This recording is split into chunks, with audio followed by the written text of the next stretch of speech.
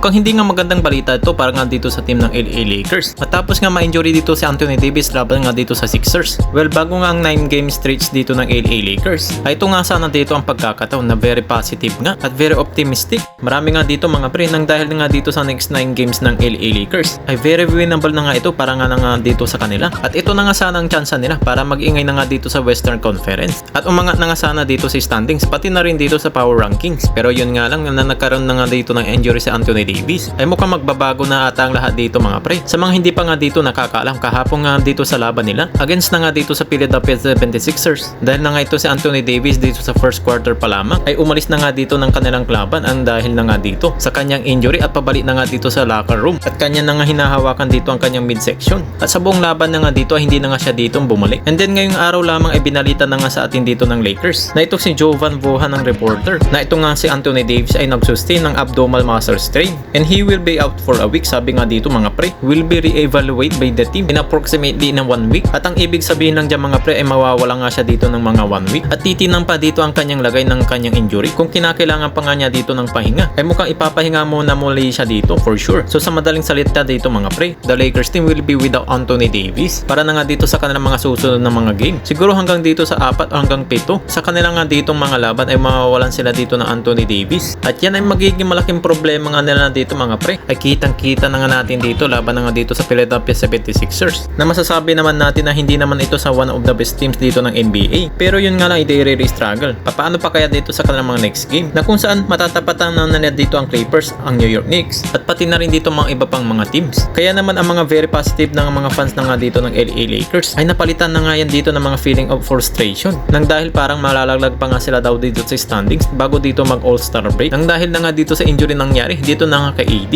And then dinagdagan pa nga dyan mga pre nang dahil na nga dito ngayong araw ay binalita nga itong mga injury report nitong LA Lakers dahil na nga dito si LeBron ay questionable, itong si Rui ay probable, itong si DFS ay questionable, pati na nga rin yan dito si Gabe Vincent na para bang unti-unti na nga daw ditong nauubos ang mga Lakers player na meron na nga sana sila ditong chance na mag-ingay na nga dito sa Western Conference. But in other hand ay nakikita naman dito ng mga Lakers fans na positibo ito para na nga naman dito sa front office ng team ng LA Lakers nang dahil na nga dito sa injury ni AD ay no choice na nga sila para gumawa na nga sila dito ng kanilang mga move at kumuha na nga dito ng another big man para na nga dito sa team ng LA Lakers dahil kitang-kita na nga dito mga pre dahil number 1 na nga dito sa evidence laban na nga dito sa pili kung saan in need talaga dito ng Lakers ng another big man na talaga naman maaasahan mo pagdating na nga dito sa depensa at pati na rin dito syempre sa opensa. Kumbaga yung talagang consistent dito na player at talagang maaasahan pagdating na nga dito sa paglalaro ng team ng LA Lakers na makakapag-ambag nga dito ng positibo every time. And currently na nga dito mga pre ang top 2 choices na nga dito ang Lakers. Ayun na nga dito sa mga balita, ito na nga si Miles Turner pati na rin dito si Walker Kessler. Ayan na nga dalawang ditong big man na binabantayan dito ng LA Lakers. Kung hindi naman nila ito makuha mga pre ay marami naman dito sa mga ibang teams dito nga sa kanilang magiging mga trades. Yan ang balita dito mga pre at huwag din makalimutan mag-subscribe.